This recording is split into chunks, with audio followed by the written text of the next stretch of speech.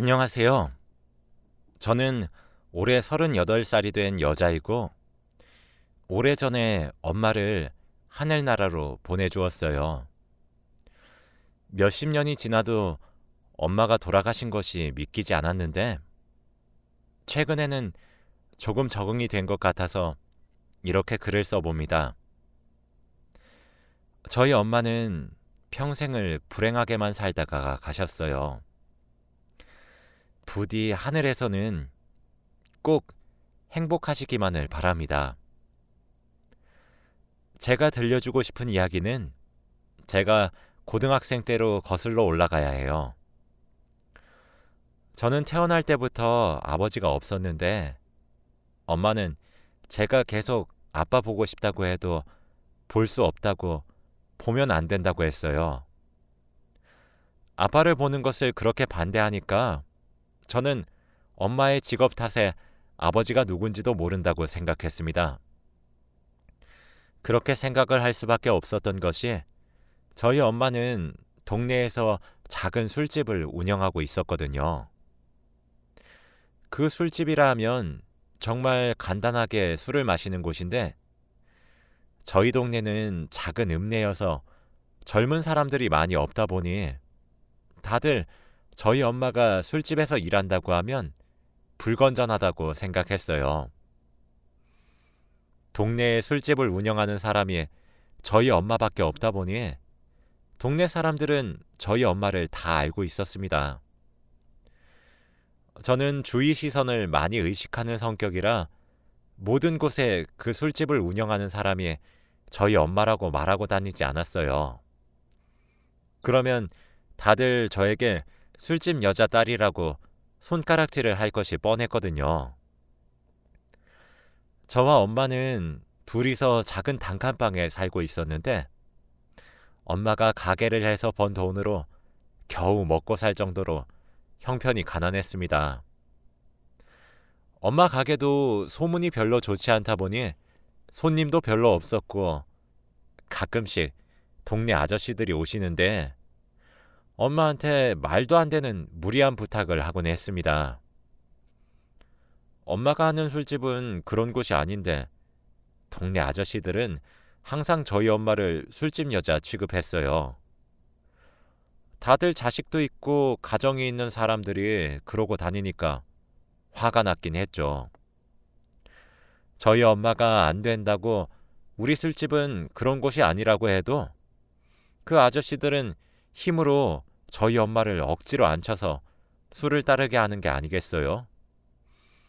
엄마는 반항을 했지만 여자의 힘으로 남자를 이길 수 있나요? 정말 그런 모습을 보고 있으니 엄마가 동네 아저씨들처럼 막무가내인 남자와의 사이에서 저를 원치 않은 임신으로 낳았다는 것을 확신할 수밖에 없었죠. 그뿐만 아니라 요즘 들어서 엄마가 가게 거스름돈을 주고받는 과정 중에 계산 문제가 많이 생기더라고요. 손님들한테 돈을 더 적게 받는다든지 거스름돈을 너무 많이 거슬러 준다든지요. 엄마한테 몇 번 주의를 줬지만 계속 "아, 맞다. 깜빡했다. 다음부터는 조심할게." 라는 말만 했어요. 저희 동네가 워낙 작다 보니 동네 아줌마들은 똘똘 뭉치는데 저희 엄마만 외롭게 왕따를 당했어요. 저는 정말 화가 났고 어이가 없었지만 사람들은 제가 엄마의 딸인 것을 모르기 때문에 조용히 하고 있어야 했죠. 저는 나름 이 동네에서 어른들과 친했고 저보고 공부도 잘하고 싹싹하다면서 칭찬을 많이 들었거든요. 다들 저한테 어디서 사냐고 하면 이 동네에서 안 살고 옆 동네에서 산다고 했어요. 그러면 다들 더 이상 물어보지 않았거든요. 동네 사람들은 저희 엄마한테 손가락질하고 괴롭히는 것이 사그라들 생각은 하지 않았고 수위가 점점 세졌습니다. 엄마 가게 앞에 쓰레기도 버리고 가고 계란도 던지고 가서 엄마가 그걸 치운다고 고생을 많이 했어요. 엄마는 화도 안 나? 아줌마들이 하는 말들 다 거짓말이잖아. 언제까지 참고만 있을 건데. 엄마가 이렇게 아무 말도 안 하니까 동네 사람들이 엄마를 우습고 만만하게 보는 거 아니야. 딸, 엄마가 못 배운 엄마라서 미안해. 그런데 돈을 벌려면 어쩔 수 없어. 우리한테 마지막 희망이 이 가게잖아. 그리고 엄마는 아저씨, 아줌마들이 나한테 뭐라고 하든 다 상관없어. 나중에는 다 기억이 안 나더라고. 나쁜 기억은 금방 잊혀지나 보다. 엄마는 동네 사람들이 말을 하는 것이 지금은 하나도 기억에 나지 않는다고 했어요. 저는 엄마가 일부러 마음속으로는 앓고 있는데 제 앞에서 아무렇지 않은 척하는 것 같았죠. 그런데 이렇게 심한 짓을 해도 저희 엄마가 아무 말도 하지 않으니 동네 사람들은 오기가 생겼는지 저희 동네에서 나름 부자인 집의 아줌마의 남편과 저희 엄마가 바람이 났다고 하는 겁니다. 동네 아줌마들은 부잣집 아줌마 말을 철석같이 믿었고 다들 그 아줌마랑 친해지고 싶어서 일부러 저희 엄마한테 더 달려들었죠. 그 아줌마가 말하는 것을 들어보면 어젯밤에 둘이서 다정히 있는 모습을 자기 눈으로 똑똑히 봤다는데 어젯밤 저희 엄마는 저와 함께 집에 있었거든요. 그 사실을 저는 알고 있었지만 동네 사람들한테 말할 수 없었어요. 왜냐면 엄마한테 했던 행동들을 저한테 똑같이 할 것 같았거든요. 그게 무서워서 저는 엄마의 편을 들어주지 못했답니다. 학교에 가도 아이들은 그 술집 여자가 저희 엄마인 줄 모르니까 대놓고 험담을 하더라고요. 저는 저희 엄마를 험담하는 말에도 그런 것 같아 라고 대답을 할 수밖에 없었어요. 저희 동네에서 나름 부잣집인 애가 저희 반이었는데 애들은 그 아이를 좋아했고 저랑은 아주 친한 사이였습니다. 그런데 그 소문이 퍼지자 그 부잣집 친구는 야, 그 술집 여자가 착해 빠진 우리 아빠 돈 냄새 맡고 꼬리친 거라며? 내가 감히 우리 아빠 꼬신 불려가 운영하는 그 술집 꼭 망하게 한다. 두고 봐. 이렇게 말을 했습니다. 저는 아예 없는 말을 정말 있었던 일인 것 마냥 내뱉는 게 화가 나더라고요. 그리고 저는 매일 가게에서 있다 보니 잘 알고 있었어요. 제가 본 그 아저씨는 항상 혼자서 저희 술집에 와서는 저희 엄마한테 하루만 데이트해달라며 매달렸는데 저희 엄마가 싫다고 거절했거든요. 그런데 그런 부잣집 사람이 거절당한 게 쪽팔렸는지 저희 엄마를 짓밟기 위해 없는 말을 퍼뜨리고 다녔습니다. 야, 그리고 그 아줌마 딸 하나 있다는데 누군지는 모르겠거든? 근데 우리랑 나이가 비슷한가 봐. 그 애는 자기 엄마가 그러고 다니는 줄은 알까? 정말 가엾다. 그렇지 않아? 그 친구는 저에게 말을 했고 제가 늘 그랬던 것처럼 받아칠 줄 알았을 텐데 제가 무표정으로 조용히 듣고만 있으니까 조금 놀란 눈치더라고요. 그치만 저는 점점 심해지는 엄마의 뒷담화에 도저히 참을 수 없었습니다. 야, 왜 대답 안 해? 라고 저를 툭 치길래 순간 저도 모르게 그 친구의 뺨을 때려버렸습니다. 그 친구는 뺨을 부여잡고 제게 묻더군요. 야, 너 미쳤어? 갑자기 왜 그래? 야, 너네 아빠 진짜 찌질하다. 너희 아빠가 그 아줌마한테 한 번만 데이트해달라고 사정사정하는 거, 그 아줌마가 거절하는 거 내가 다 봤거든? 자기가 여자한테 거절당한 게 창피해서 퍼뜨린 거짓말이야. 너희 아빠 부끄럽지도 않다니? 뭐야? 너 설마 그 술집 아줌마 딸이니? 저는 차마 거기다 대고 저희 엄마의 딸이라고 말할 수 없었어요. 뒤에 다가올 후폭풍이 너무 무서웠거든요. 저는 친구들과 늘 잘 지내고 쾌활한 성격인데 갑자기 제가 잘 지내던 친구의 뺨을 때리고 나쁜 말을 하니 반 친구들은 다들 당황했습니다. 그때 담임 선생님께서 반으로 들어오셔서 저희는 교무실로 끌려갔죠. 저희 둘은 아무 말도 하지 않았고 몇 분 뒤 그 친구의 어머니가 교무실로 들어오셨습니다. 그분은 교무실 문을 열자마자 소리를 지르셨어요. 누가 우리 딸 때렸어? 누구야? 내가 절대 가만 안 둘 거야. 자기 딸의 얼굴이 빨갛게 부어오른 모습을 보고는 옆에 앉아있는 절 쏘아보았습니다. 네가 우리 딸 얼굴 이렇게 만들었니?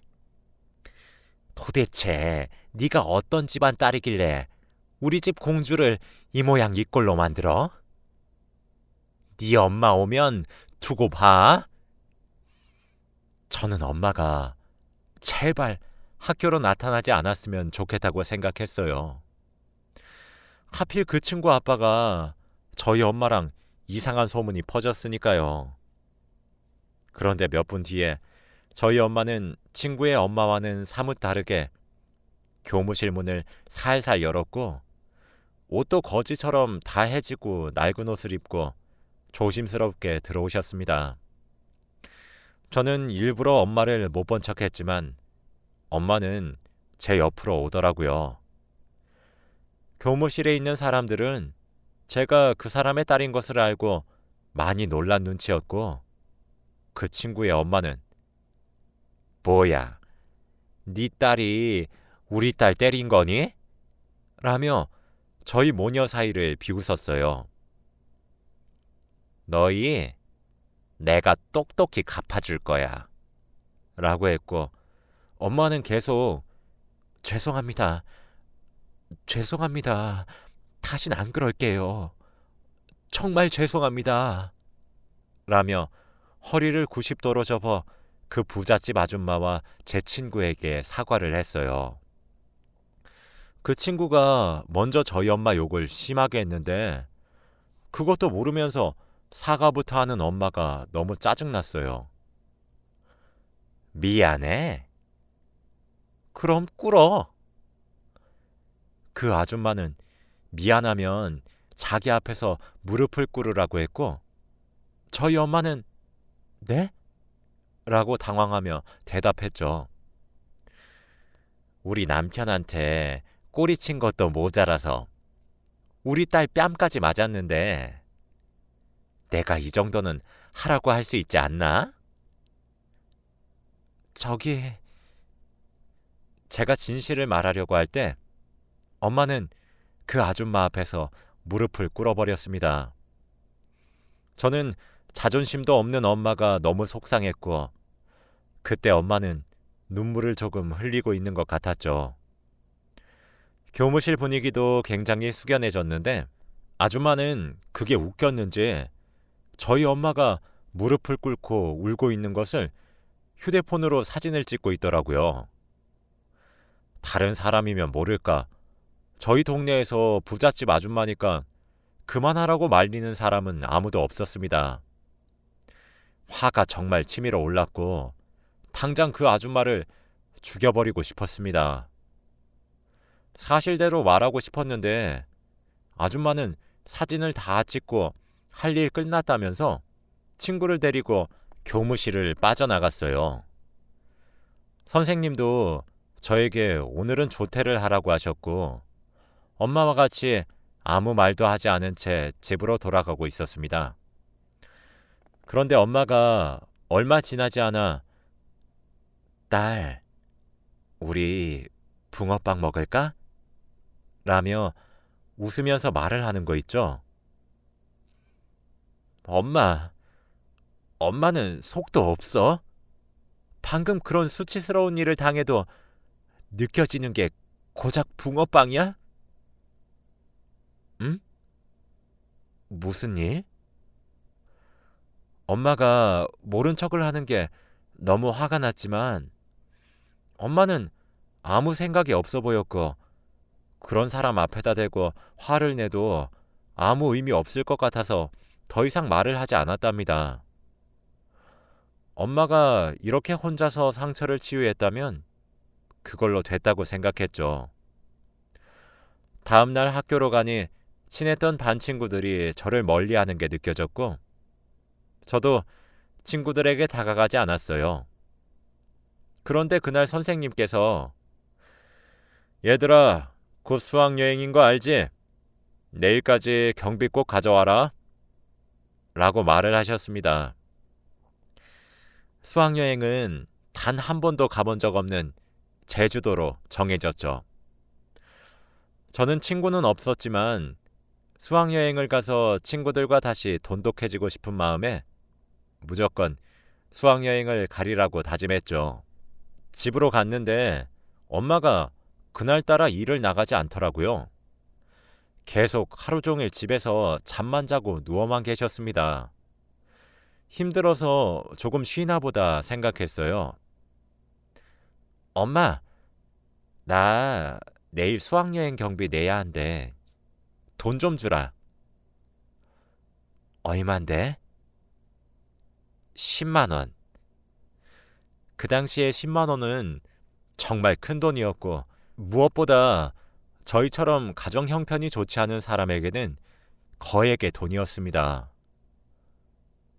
돈 없는데? 엄마, 딸한테 이건 해줄 수 있지 않아? 그리고 돈이 없으면 나가서 일을 해야지. 지금 누워서 뭐 하고 있는 거야? 엄마가 오늘은 너무 힘이 들어서 며칠만 좀 쉬려고. 며칠? 며칠이 우리한테 타격이 얼마나 큰데. 그냥 늘 하던 대로 밖에서 일하고 오면 팀 많이 받잖아. 그냥 그거라도 들고 와. 저는 그때까지만 해도 부모가 자식 수학여행 보내주는 건 당연한 부모의 도리라고 생각했었거든요.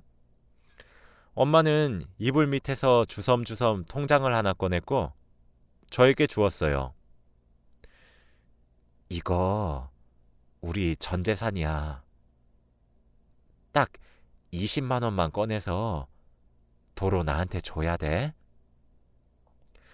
저는 통장을 열어보니 돈이 어느 정도 있었고 뭐야, 돈 있으면서 없는 척은? 이라고 한 뒤 은행에 가서 20만 원만 뽑았어요.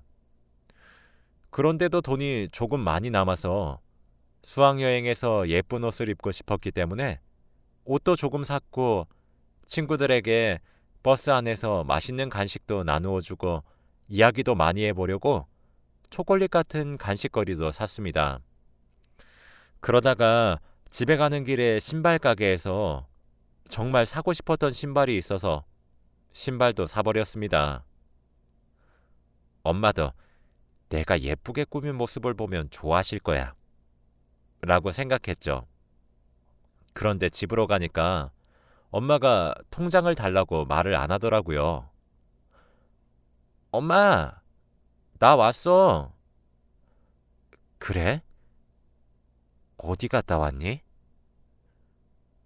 어디 갔다 오긴. 수학여행비 뽑으러 은행 갔다 왔지. 무슨 돈으로? 엄마가 줬잖아. 자, 여기 통장. 저는 엄마가 제가 쓴 돈을 보고 많이 화를 내실 줄 알았는데 까먹었는지 통장을 열어보지 않더라고요. 그래서 저는 다행이라고 생각했습니다. 다음날 저는 수학여행 경비를 내고 새로운 신발을 신고 학교를 가니 친구들이 이 신발 어디서 샀어? 라며 저에게 먼저 말을 걸어 주었습니다. 그 신발은 워낙 비싸고 그 당시에 정말 유명했던 거라서 가지고 싶어 하는 친구들이 많았죠. 저를 아직까지 술집 여자 딸이라고 욕하는 친구들이 많았지만 몇몇 친구들은 그런 거 상관없다며 저에게 다가와 주었어요. 다행히 저는 그 친구들과 친해졌고 수학여행을 가기만을 기다렸죠. 그렇게 수학여행을 떠나는 당일이 되었습니다. 엄마는 그때까지 계속 일도 나가지 않고 하루 종일 집에서 누워 잠만 잤습니다. 저는 드디어 술집을 그만두고 다른 평범한 일을 하나 싶었죠. 그래서 엄마가 하루 종일 잠만 자도록 내버려 두었답니다. 저는 오로지 수학여행 생각뿐이었기 때문에 엄마에게 관심이 없었거든요. 그렇게 엄마 통장에서 몰래 수학여행 가서 쓸 용돈을 빼니까 통장에 돈이 조금 부족한 거 있죠? 아무튼 저는 엄마가 다시 벌어놓을 것이라고 생각하고 수학여행에 가서 열심히 놀고 엄마에게 연락 한번 하지 않았답니다. 그렇게 3일 정도 제주도에서 행복하게 놀고 집으로 돌아왔는데 엄마는 제가 3일 전에 집을 떠났을 때랑 똑같은 포즈로 누워 있었어요. 엄마, 나왔어. 라고 말을 해도 대답이 없었습니다. 저는 엄마가 또 자는 줄 알았고, 그래서 엄마를 깨우지 않은 채 짐 정리를 한 뒤 씻고 앉아 있는데, 이제 해도 점점 져가고 저녁밥이 먹고 싶었습니다. 얼른 제주도에서 있었던 일들을 엄마한테 말하고 싶었는데, 엄마는 몇 시간 동안 똑같은 자세로 잠만 자더라고요. 그래서 보다 못한 저는 엄마를 흔들면서 깨웠어요. 그런데 엄마의 몸은 정말 차가웠답니다. 너무 얼음장 같았고 저는 설마 하고 엄마의 콧구멍에 손을 대보니 엄마는 숨을 쉬지 않더라고요. 저는 믿기지 않았고 슬퍼할 틈도 없이 엄마 옆에 놓여진 편지 한 통을 발견했어요. 딸, 엄마야. 수학여행 잘 갔지? 아마 갔다 오면 엄마가 이미 이 세상을 떠나고 없을 거야. 얼마 전에 안 사실인데 엄마가 요즘 깜빡깜빡하고 건망증이 너무 심해서 병원에 가서 진료를 받아보니 치매 초기라고 하더라고. 우리 딸이 엄마가 거스름돈도 이상하게 계산하고 아줌마들이 엄마 괴롭혀도 왜 아무 말도 안 하냐고 했을 때 엄마는 정말 기억이 나지 않았어. 그래도 엄마는 다행이라고 생각했어. 엄마는 치매가 걸려도 나쁜 행동을 당한 것을 잊을 수 있으니까. 치매가 싫지는 않았거든. 그런데 정말 딱 하나가 싫은 게 있었어. 그건 바로 사랑하는 사람의 얼굴을 기억하지 못한다는 거야. 엄마는 우리 딸의 얼굴을 알아보지 못하면 정말 슬플 것 같았단다. 그리고 야속하게도 엄마가 살 날이 얼마 남지 않았다고 하더라. 하늘나라에 가서 아빠랑 같이 알콩달콩 살고 있을게. 딸이 아빠 보고 싶다고 했을 때 엄마가 말린 건 아빠가 아파서 먼저 하늘나라로 갔거든. 그래서 보여줄 수가 없었어. 정말 미안해. 엄마는 먼저 하늘나라로 가서 우리 딸 지켜보고 있을게.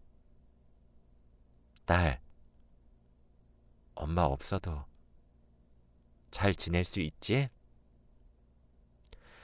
그리고 이불 밑에 있는 통장, 우리 전 재산이야. 그걸로 행복하게 살아. 엄마 사망보험금도 곧 나올 테니까 그것도 보태서 이제 우리 딸 행복했으면 좋겠어. 가난이 너무 힘들었지? 이제 다 끝났어. 우리 딸 이제 고생 그만해. 사랑해. 저는 엄마의 편지를 다 읽고 펑펑 울며 엄마를 껴안았어요. 진작에 엄마가 자주 깜빡거릴 때 알아채지 못한 제 탓을 했고, 엄마가 말한 전 재산을 바보같이 탕진한 제 자신이 너무 미웠습니다. 찾아보니 엄마가 잠을 많이 주무시는 것도 일종의 증상이었다고 하더라고요.